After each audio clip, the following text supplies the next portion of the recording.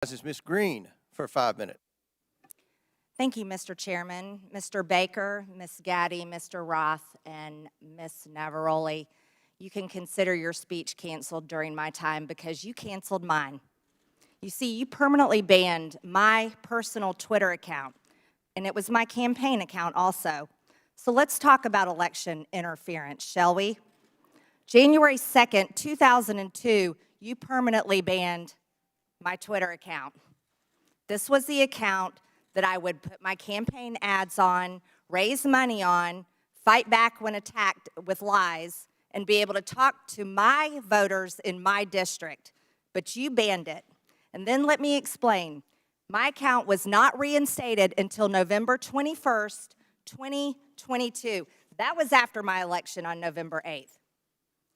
You know, at your company, or your former company, where you worked, Twitter employees, over 98% of them donate to Democrats. So while you coordinated with DHS, the FBI, the CIA, our government, and outside groups to permanently ban, shadow ban conservative Americans and candidates like me and the former president of the United States, President Donald J. Trump, you were censoring and wrongfully violating our First Amendment free speech rights. Guess what?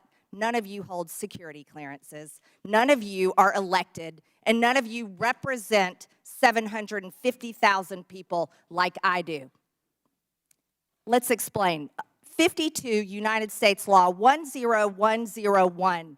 No person shall intimidate, threaten, coerce, or attempt to stop any other person for the purpose of interfering with their rights to vote, or to vote as he may choose. You didn't shadow ban or permanently ban my Democrat opponent. No, you did that to me.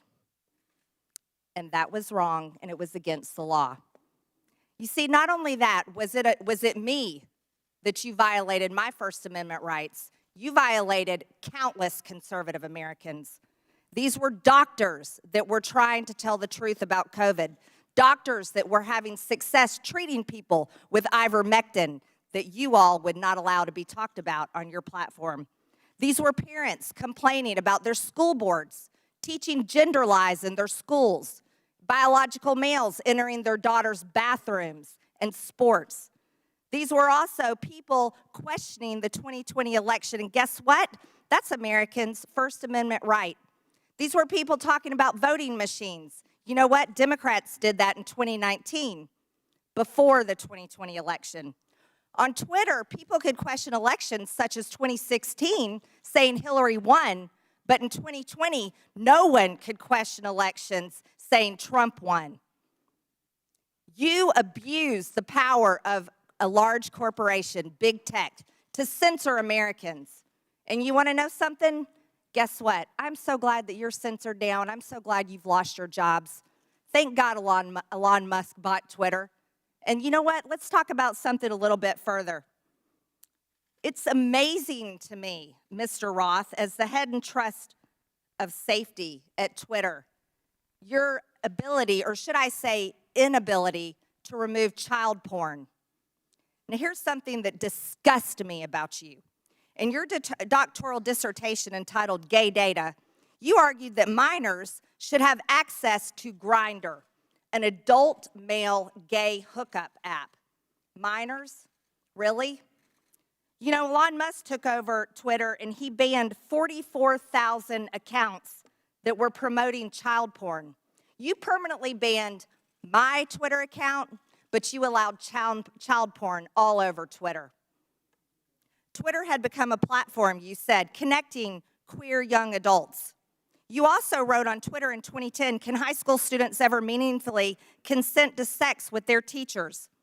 In 2021, while you were the director of trust and safety on Twitter, an underage boy and his mother announced a lawsuit against Twitter because Twitter was benefiting from and refused to remove a lewd video featuring this boy and another minor. That is repulsive. But you violated me. What were my tweets? Okay, let's talk about them. I was talking about the deaths being reported on VAERS. By the way, that's on the CDC website. I was also saying that I didn't think any entity should enforce a non-FDA approved vaccine or mask. Guess what? A lot of people agreed with me, but you called that COVID misinformation. By the way, I'm a member of Congress and you're not. I also said the controversial COVID-19 vaccines should not be forced on our military. You want to know something? Republicans stopped that in the NDAA. Ladies, time has expired. And your time has expired. I yield back. Thank you, Mr. Chairman. Chair recognizes